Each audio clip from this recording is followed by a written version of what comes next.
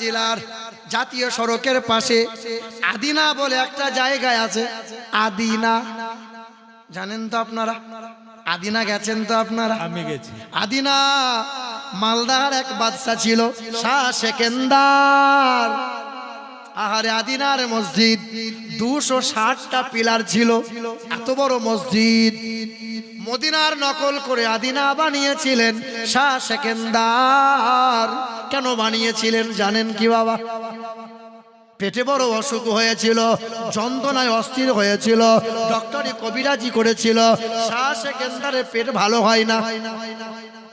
ওই আদিনার মাটিতে একজন ফকির বান্দা বসে বসে তসবিহ করছিল।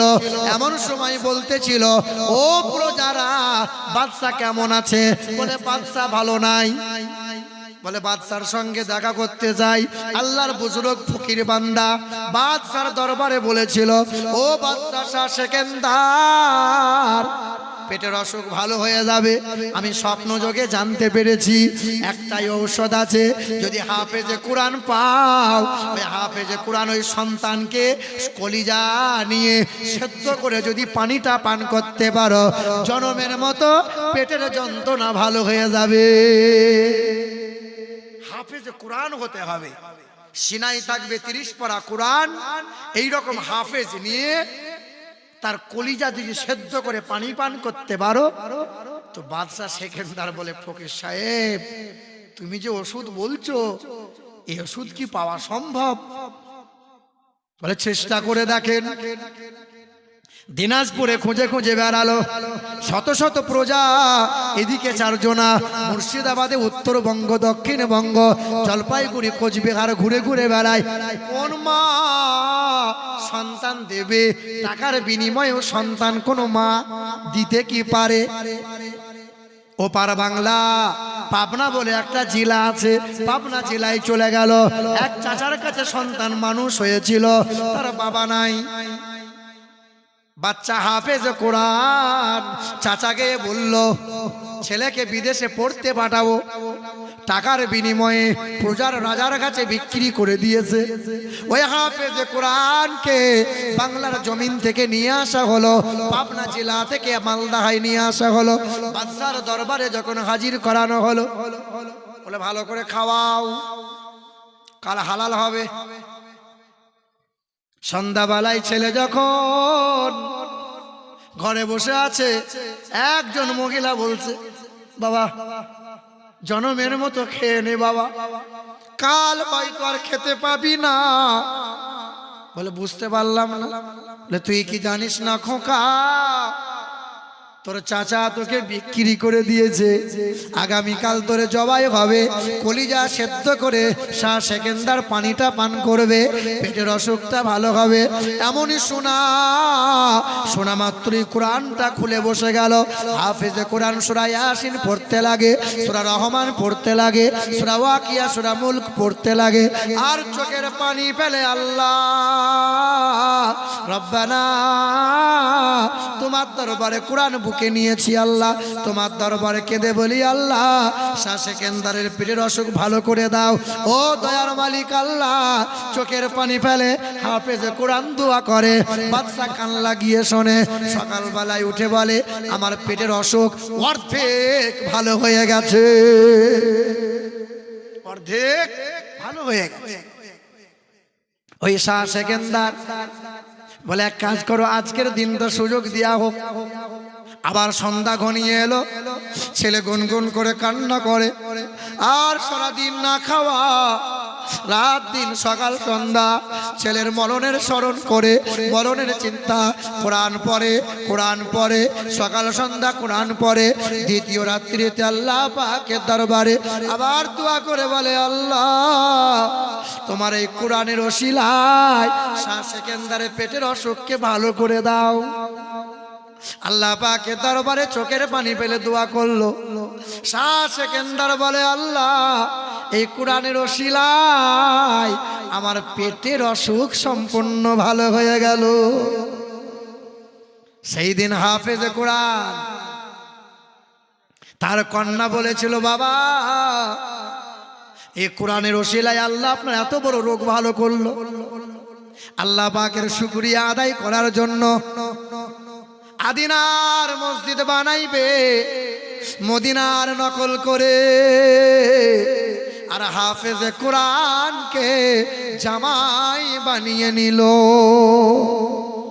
শাহ সেকেন্দার বলল, পৃথিবীর জমিনে এই কোরআনকে বুকে নিয়েছে যারা, কোরআনকে আঁকড়ে ধরেছে যারা, পৃথিবীর জমিনে কল্যাণ কামিয়াবি হবে তারা। কোরআনের ওসিলায় জেনে থাকবেন আপনারা, ফারাক্কার কাছে 16 মাইল বলে একটা জায়গা আছে বৈষ্ণব নগর, শুনে থাকবেন। ওখানে এক মসজিদে এক মুরব্বী চাচা, আলকাতরার মতো দেখতে কালো, ওই মুরব্বী চাচা করেছে কি, প্রতিদিন সকাল সন্ধ্যা মসজিদে যায়, ওযু করে, মসজিদ ঝাড়ু মারে, আর কোরআনে হাত বোলায়। মুরব্বী কোরআন পড়া জানে না, আল্লাহর বান্দা কোরআন পড়া জানে না, প্রতিদিন কোরআনে হাত বোলায়। হঠাৎ ইমাম সাহেবের কাছে দুপুরবেলায় খেয়েছে, দুপুরবেলায় খাওয়ার পর মসজিদে আরাম করছিল, আসরে ওয়াক্ত হয়ে গেছে। ইমাম সাহেব ছুটে গিয়ে বলে, চাচা ওঠেন, আজানটা দেন বাপ।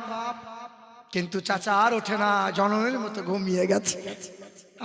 কার কখন ইন্তেকাল হবে কেউ কি জানে? যুবকরা বলে, বুড়োরা তো আগে মরবে, আমরা এখন মরবো না। খিদিরপুরে, কলকাতা খিদিরপুরে ড্রাইভার বাসে বসে আছে, গোটা বাস প্যাসেঞ্জারে ভরে গেছে, ঘন্টা বাজিয়ে বলছে বাস ছাড়েন। বাস ছাড়বে কি, ড্রাইভার তো ঘুমিয়ে গেছে, জনমের ঘুম ঘুমিয়ে গেছে। দোকানদার বসে আছে, রেশন ডিলার, রেশন দেবে, লম্বা লাইন লেগে গেছে। ওঠেন বাবা, রেশন ডিলার তখন জনমের মতো ঘুমিয়ে গেছে। কার কখন মরণ আসবে কেউ জানি বাবা? আজকে মরলে কালকে 2 দিন, পরের দিন কেউ কাঁদবে না। আজকে মরলে কালকে 2 দিন, পরের দিন কেউ কাঁদবে না। যাদের জন্য করলা কামাই, মরলে তারা চিনবে না। থাকতে সময় করো আমল, থাকতে সময় করো আমল, ঈমান করো খাঁটি, তোমার আমার শেষ ঠিকানা 3.5 হাত মাটি। ঠিক না ভুল? না হাফেজ সাহেব বলে বোধহয় কবরটা 4 হাত হবে নাকি? আমি আপনি পৃথিবীতে এলাম, সবাই তো ন্যাংটো হয়ে এলাম। কি গো, পৃথিবী থেকে যখন যাব গোসল হবে, কাপড় যখন পরানো হবে, সবার কাপড়ের রং হবে এক না আলাদা? না পীর সাহেব বলে রংটা সবুজ হবে? সবার রং হবে এক। কাপড়ের টুকরা পুরুষের সবার হবে এক। সবাইকে গোসল দেওয়ার পরে যখন কাপড় পরিয়ে কবরে শোয়ানো হবে, সবার মুখ হবে একদিকে, ঠিক না? সবার কবর হবে 3.5 হাত, সবার প্রশ্ন হবে এক। কিসের দলাদলি বাবা, কিসের এত মারামারি বাবা?